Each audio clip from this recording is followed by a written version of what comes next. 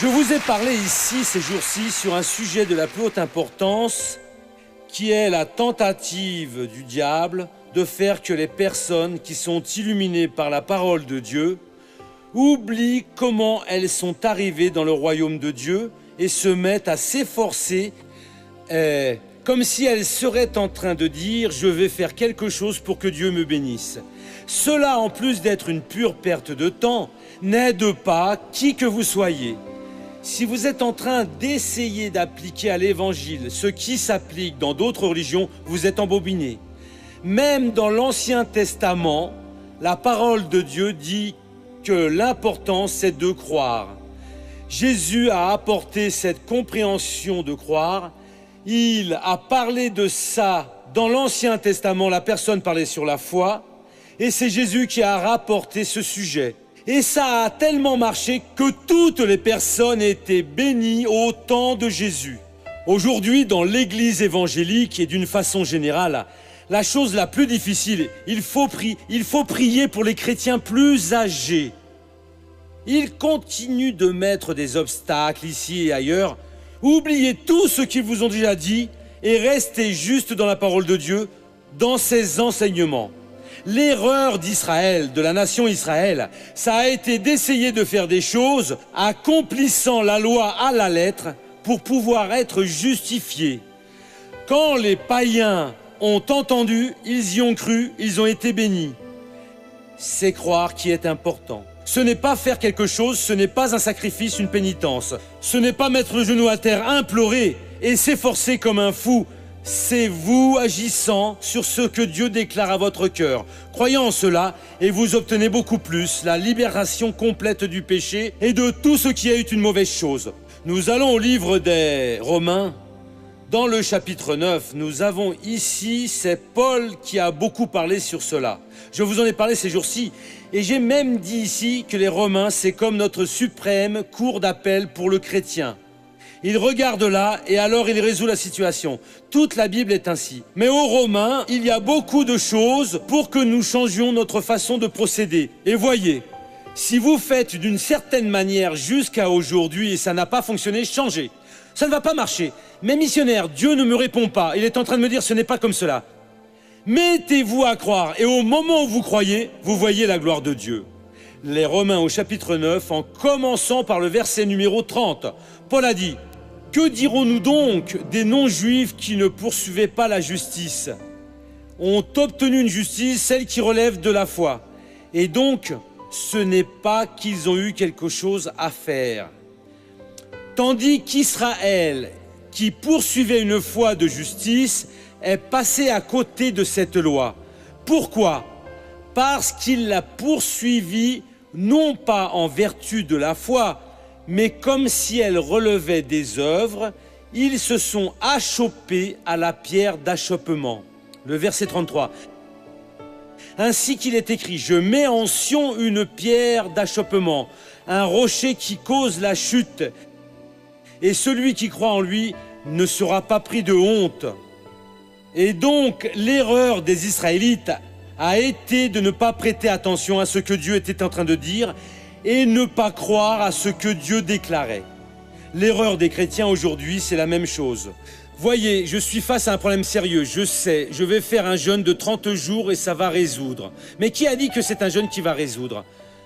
Vous pouvez et devez jeûner, vous pouvez et devez prier, mais c'est cette parole de Dieu qui vient du ciel et illumine votre cœur, et alors vous vous réjouissez. Agissez dans cette parole et Dieu opère le miracle. Ce n'est rien de plus, vous n'avez rien à faire. L'évangile est différent de n'importe quelle religion. Dans chaque religion, l'homme est en train de s'efforcer pour essayer d'atteindre Dieu et il ne l'atteint pas. Dans l'évangile, nous entendrons la prédication, nous y croyons, et au moment où nous y croyons, alors nous sommes bénis. Lui, le Seigneur Dieu, a placé une pierre d'achoppement, une roche de scandale. Chaque personne qui trébuche va tomber. Et cela a été le cas d'Israël, qui voulait faire comme si c'était pour les œuvres. Non, c'est en croyant. Et tout individu qui croit ne sera pas déconcerté. C'est dans l'évangile de Jean, au chapitre 4, que nous avons le cas de cet officier du roi qui est allé chercher Jésus. Nous allons voir ici s'il a été déconcerté. L'homme était troublé parce que son fils était sur le point de mourir. Pour tout père, pour toute mère, quand l'enfant va décéder, la personne devient désespérée. Si c'est une personne déjà vieille, vous vous y attendez, car elle est déjà sur la fin. Qu'elle soit transportée, parce qu'en fin de compte, cela c'est la vie. Oui, c'est le chemin de la terre, comme David a dit. Car le jour va arriver et nous allons partir là-bas. Mais la personne commençant sa vie, au milieu de sa vie, ou n'ayant pas encore profité de tout ce que la vie a, c'est triste de voir une personne de cet âge partir. Il y en a beaucoup aujourd'hui qui sont dans cette situation. Ici, dit le verset 46 de l'évangile de Jean au chapitre 4. Il retourna donc à Cana de Galilée, où il avait changé l'eau en vin. Il y avait à Capharnaüm un officier royal dont le fils était malade. Ayant entendu dire que Jésus était venu de Judée en Galilée, il alla le trouver pour lui demander de descendre guérir son fils, qui était sur le point de mourir. La foi qu'il avait était la suivante. Jésus allait venir dans sa maison et ordonnerait au mal de partir, et le mal partirait. Ne dites jamais à Dieu ce que Dieu devrait faire. Apprenez avec Dieu ce que vous devez faire. Il est le Seigneur, il sait tout sur tout. Et ce qu'il est en train de dire est exactement ce qui doit être fait. Ne discutez pas avec le Seigneur Dieu, ne restez pas en prière, mais le Seigneur pourrait changer la parole, elle ne change pas. Moi, le Seigneur ne change pas. Il a parlé à votre cœur, il vous a convaincu de votre péché. Vous pouvez être 100% certain que vous avez besoin de cette situation-là pour survivre et pour un quelconque motif. Dieu a dit, c'est un péché, Seigneur Dieu, pardonne-moi. Je remets ça dans tes mains et je ne veux plus cela à partir de ce moment-ci. C'est une décision que vous prenez parce que quand Dieu parle, c'est la pure, pleine, la totale vérité, la vérité véridique. Avant, vous pouvez avoir été influencé par l'ennemi parce qu'il a la capacité de se transformer en un ange de lumière. La lumière est perfection. Son œuvre peut être si vraisemblable, si parfaite que vous pensez que c'est de Dieu. Et vous croyez que cela, c'est Dieu vous parlant. Mais non. Si vous trébuchez dans la Sainte Écriture, l'Écriture, c'est ceci. Vous trébuchez, ce n'est pas de Dieu. Il faut que ce soit 100% en accord. Qui croit en ce que Dieu déclare ne sera jamais trompé. Il s'approche de Jésus, explique son cas et prie alors Jésus. Seigneur, descendez avec moi, enseignant à Jésus quoi faire. Venez guérir mon enfant car il est en train de mourir. Et qu'est-ce qui s'est passé? Alors Jésus lui dit, si vous ne voyez pas des signes et des prodiges, vous ne croirez donc jamais. Jésus avait ici, c'est très résumé, Jésus devait déjà être en train de dire, allez homme, votre enfant va bien. Non, mais je veux que le Seigneur vienne avec moi. Je vous demande de partir. Croyez-y, Seigneur, venez avec moi. C'est un cas sérieux. Le désespoir, ne le laissez pas croire en la parole du Seigneur.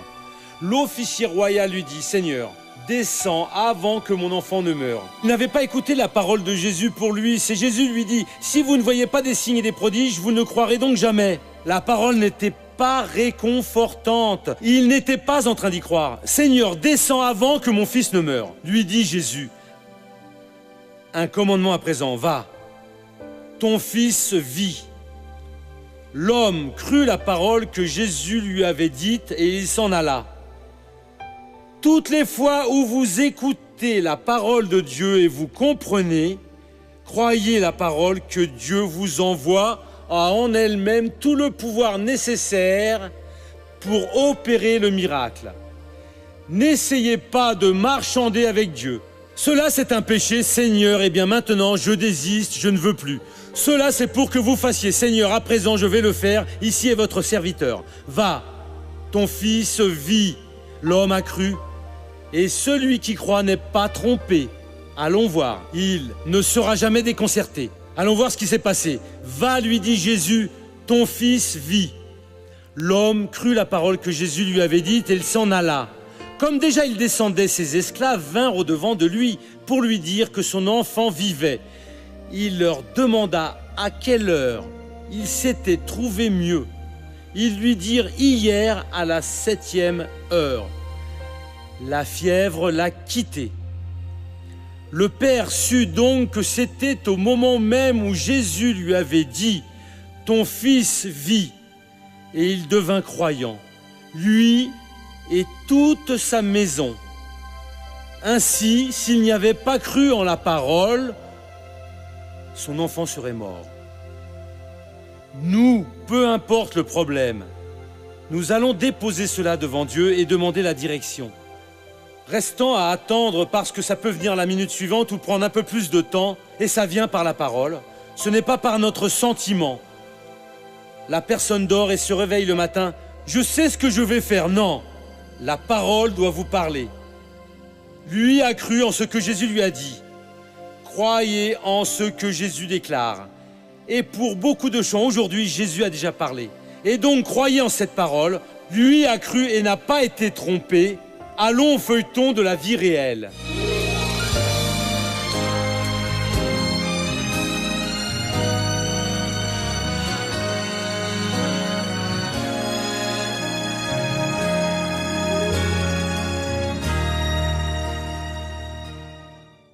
Ça a commencé par une fièvre. J'ai fait de la fièvre et une douleur dans le corps. Alors j'ai commencé à maigrir et je ne parvenais plus à marcher et des choses comme ça. Et donc, j'ai vu le médecin. Alors le médecin ne trouvait pas ce que c'était, ce que j'avais, vous savez. Et après, ça s'est amélioré un peu et j'ai commencé à travailler. Ensuite, ça s'est déclaré une toux telle que je vomissais tellement et que je toussais. Mais je pensais que c'était normal, une toux allergique, parce que dans mon travail, il y avait beaucoup d'arbres, des choses comme ça. Et chaque fois plus. Et elle allait à son travail dans cette condition et je disais, est-ce que ta patronne ne voit pas que tu n'es pas bien? Et en plus, il y avait cette fièvre, cette forte toux aussi. Et je paniquais de plus en plus. Jusqu'au jour où je me suis sentie vraiment mal, restant sans air, à tousser, vous voyez, et je vomissais. Et c'est alors que mon ami m'a dit « Non mais maintenant tu vas chez le médecin, oui ». Les résultats des examens médicaux confirment que Maria Eliane a la tuberculose. Alors ils m'ont transférée vers un institut de physiologie. Et là, j'ai fait un examen du thorax, des glaires. Et c'est là qu'on a constaté que j'étais contaminée, vous voyez. J'ai été anéantie, oui. Anéantie, c'était horrible. Parce que là, dans l'institut, ils traitent juste des personnes avec la tuberculose, le sida et le mal de Hansen, qui est la lèpre. Alors je me sentais vraiment terrifiée, j'étais terrifiée. Dans un moment comme ça, tu penses qu'en fait, c'est la fin. Quand je l'ai alors regardé, je n'y ai pas cru. Mon bras était plus gros que ses jambes à elle. Ah oui, vraiment. Et si tu ne prends pas une attitude, tu sais quel est ton destin. Oui, en vérité, elle était une tête de mort ambulante. J'ai toujours entendu parler de tuberculose en fait, mais je n'ai jamais imaginé ainsi cette maladie, vous savez. Et alors, ça a commencé à empirer. Tous les jours, l'après-midi, commençait cette fièvre de 40 degrés, vous voyez. Et ça allait jusqu'à une certaine heure de la nuit. Elle est soumise durant 6 mois à un traitement médical. Quand j'allais pouvoir sortir, passer près de 6 mois, alors j'ai dû faire un autre examen. Vous voyez, je suis allée le faire. J'étais encore plus contaminée qu'au début du traitement. Les bacilles avaient augmenté et donc tout ce traitement n'a pas servi. C'était un bacille vraiment résistant et alors ils m'ont dit ainsi « Ah, nous allons être obligés de vous envoyer à Porto Alegre ». Quand ils ont dit cela, alors ça a été pire que la première fois. Parce que j'ai pensé comme ça, que quand on en arrive à aller à Porto Alegre, c'est que le cas est grave. Et puis, peu de temps après, j'ai pensé non. Il doit y avoir une issue, vous comprenez ? Le frère de Maria Eliane l'encourage à retourner à l'église et à chercher en Jésus la cure de la tuberculose. Recherche Jésus, recherche Dieu parce que celui-ci est le médecin des médecins. Et demande à la maison, mets tes genoux à terre et demande à Dieu qu'il te guérisse. J'y suis allée et quand je suis arrivée là, tout le monde avait un sourire, me complimentait, c'était bien et donc cela a déjà été réconfortant. Et ensuite, j'ai commencé à déterminer, à demander à Jésus de retirer ça de moi. Oui, j'ai commencé à me sentir mieux. J'ai commencé à noter que je me sentais mieux que toutes ces douleurs, vous savez. Et donc, j'ai commencé à faire l'examen. et ça a montré que c'est parti. La tuberculose a disparu. Et alors le médecin a dit « Je ne sais pas qu'est-ce que je vais faire avec vous. Parce que vous deviez faire un traitement de plus d'1 an, voyez. » Maria-Eliane est alors bénie par Dieu. Les examens montrent qu'elle a été complètement guérie de la maladie. Donc, grâce à Dieu, elle a eu une rencontre avec Jésus qui est venu et l'a relevée. Elle est capable de tout faire. Elle mange bien, elle dort bien, grâce à Dieu. Et même sa toux a disparu. C'est parti. Tout a disparu. J'ai commencé à récupérer mon poids, voyez. Je suis retournée à la vie normale et je ne sens plus aucune douleur. Je n'ai plus jamais toussé, jamais, jamais. Je me sens en paix. Grâce à Dieu. C'est Jésus, le Seigneur est formidable, hein? Si vous avez un problème sérieux, ou si vous ne pensez même pas que c'est sérieux, ou qu'ils ont dit que c'est très sérieux, venez dans les bras de Jésus. Voyez quelle invitation le Nazaréen a fait, c'est dans Matthieu, au chapitre 11. Cette invitation est personnelle pour vous qui êtes désabusés, qui êtes affligés, les versets 28 jusqu'au 30. Venez à moi, vous tous qui peinez sous la charge. Moi, je vous donnerai le repos. Jésus invite ceux pour qui il n'y a plus comment. Tous ceux qui ont perdu toute illusion, ceux qui sont fatigués, par tant de traitements, tant de souffrances. La vie ne sourit pas pour moi. Venez à moi, vous tous qui peinez sous la charge, moi je vous donnerai le repos. Prenez sur vous mon joug et laissez-vous instruire par moi, car je suis doux et humble de cœur, et vous trouverez le repos. Car mon joug est bon et ma charge légère. C'est différent, il n'exige rien. Qu'est-ce que vous devez faire? Il faut croire en Jésus. C'est le sida, la tuberculose, c'est le cancer, la drogue. Pour tout problème, venez vers Jésus. Jésus, je vais venir. Guide-moi, accepte-moi, prends-moi, enseigne-moi. Aide-moi à m'inscrire dans l'école du Saint-Esprit parce que je veux me libérer de ce mal. Et Jésus va beaucoup vous aider. Jésus va vous donner la victoire. Je voudrais demander, pourquoi est-ce que c'est tant difficile d'être en accord avec la parole? Ah, je pense au contraire. Je pense que c'est plus facile que de marcher contre la parole. J'emporte toujours la parole car il n'y a pas de faute. Parce que la personne n'assume pas ce qu'elle doit assumer. C'est cela que je dis aujourd'hui. C'est un péché, Seigneur, donc aujourd'hui le péché est cessé. Je ne veux pas savoir. C'est un commandement. Seigneur, ici se tient le serviteur du Seigneur. Utilise-moi pour ta gloire. Et là, vous allez voir comme c'est facile. Mais si vous commencez à mettre tout ça dans votre tête, et si je vais réussir, et si je n'y arrive pas, qui est dans le doute est dans la main du démon. Et celui qui est dans la foi est dans la main de Jésus. Dieu opère juste dans la main de Jésus. Il faut juste vous décider. C'est ainsi que Dieu a dit, ainsi je serai au nom du Christ. On va maintenant à ouvrir son cœur.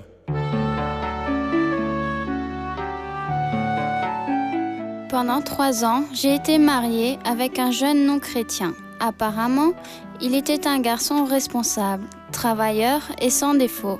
Mais après que nous nous soyons mariés, son caractère s'est transformé. Il a commencé à sortir, me laissant seule à la maison. Il s'est mis à me maltraiter et il m'a trahi. Aujourd'hui, nous n'habitons plus ensemble.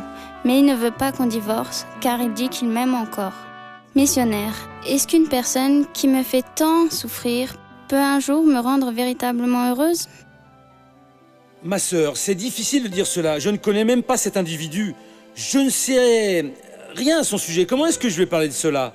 Mais cette histoire qui n'accepte pas le divorce, je pense que la personne a le droit. Bibliquement, celui qui est trahi en a le droit. C'est dans Matthieu au chapitre 19.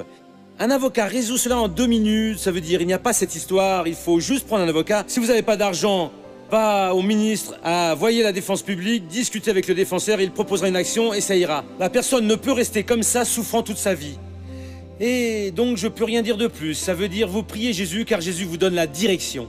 C'est compliqué de vous mêler dans la relation entre 2 personnes parce que des fois la personne ne dit pas tout ce qu'elle devrait dire. Ça veut dire une petite chose qui surgit, une autre. Et très souvent c'est une infantilité car si vous aviez la possibilité d'écouter les 2 parties, et être bien impartial. Et ensuite vous donnez le verdict, ils se pardonnent et vont être heureux pour le reste de la vie. Laissez-moi prier pour les personnes qui sont à la maison et après nous prions avec vous. Père, je viens au nom de Jésus en ta présence, parce qu'il est écrit que celui qui croit en ta parole ne sera jamais abusé. L'homme, officier du roi, avec son fils qui était en train de mourir, c'est difficile. Mais réprimandé par le Seigneur, il a cru en la parole. Et ô Dieu, en croyant, la confusion est sortie de sa maison. Et il a conclu, aussi bien lui que sa famille, que celui qui était le chemin. Ici, il y a des personnes qui ont des problèmes sérieux. Dieu, des problèmes que seul le Seigneur peut résoudre, et le Seigneur a déjà envoyé la parole. Père, cette personne est en train de croire, et je vais unir ma foi avec la sienne, et je vais maintenant la bénir. Au nom de Jésus, je réprimande toute cette attaque de l'enfer contre la famille, contre l'emploi, l'entreprise, les finances, contre la santé, et je dis, mal, lâche cette personne, va-t'en ailleurs pour ne jamais plus la tourmenter. Au nom de Jésus,